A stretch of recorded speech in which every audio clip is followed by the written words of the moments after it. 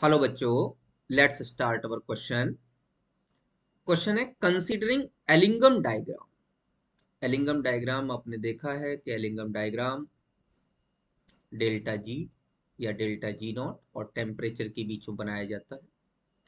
ये delta G formation है हमारी, और इसमें जो है डेल्टा जी ऊपर जाने पर लगातार डिक्रीज होती चली, सॉरी, नीचे आने पर लगातार निगेटिव होती चली जाती है और ऊपर जाने पर लगातार इंक्रीज होती चली जाती है, मतलब लेस निगेटिव होती चली जाती है और टेम्परेचर आगे बढ़ता चला जाता है। मैं लिख सकता हूँ जैसे कि यहाँ पर -700, यहाँ लिख सकता हूँ -500, यहाँ लिख सकता हूँ -300। इस तरीके से टेम्परेचर यहाँ आगे जाने पर बढ़ता चला जाता है। जैसे मैं लिख सकता हूँ 400 डिग्री सेंटीग्रेड, यहाँ लिख सकता हूँ 800 डिग्री सेंटीग्रेड, यहाँ लिख सकता हूँ हमारे पास 1200 डिग्री सेंटीग्रेड। इस तरीके से आगे बढ़ता है और यहाँ पर वेरियस आपको प्लॉट्स इस तरीके से मिलते चले जाते हैं। जिस मेटल ऑक्साइड के लिए डेल्टा जी नॉट फॉर्मेशन जितना कम होगा, वो मेटल ऑक्साइड उतना ज्यादा स्टेबल हो जाएगा। क्वेश्चन क्या है, ध्यान से देखिए।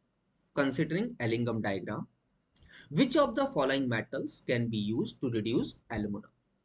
आपको करना क्या है, Al2O3 को किसी मेटल के साथ रिड्यूस करना है जिससे कि वो एल्युमिनियम बन जाए और आपका M2OX मेटल ऑक्साइड बन जाए। इस रिएक्शन को पॉसिबल कराने के लिए बात यह है कि ये जो मेटल टू मेटल ऑक्साइड जो बन रहा है M2OX, इसके लिए delta G not formation more negative होनी चाहिए।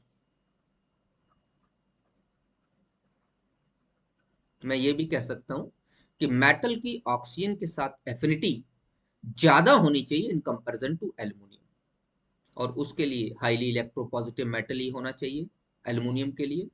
तो अगर आप ध्यान से देखें तो एल्युमिनियम के ऊपर आने वाला सिर्फ मैग्नीशियम ही है जो कि ज्यादा इलेक्ट्रोपॉजिटिव है और इसकी ऑक्सीजन से एफिनिटी भी ज्यादा है। और मैग्नीशियम से जब हम Mg से O2 बना के MgO बनाते हैं तो इसके लिए जो डेल्टा जी नॉट फॉर्मेशन है वो मोर निगेटिव है। और जब हम एल्युमिनियम की O2 के साथ रिएक्शन करके Al2O3 बनाते हैं तो उसके लिए एलिंगम डायग्राम में delta G not formation less negative है।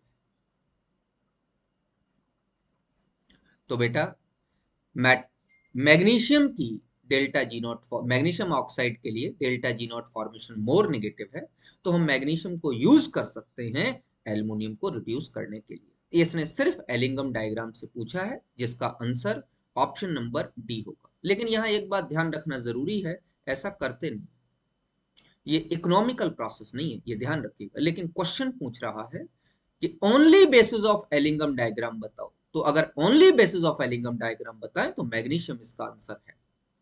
लेकिन अगर हम मेटलर्जी ऑपरेशन से बात करें तो ऐसा काम नहीं करते, ये ध्यान रखिएगा। It is not a economical process.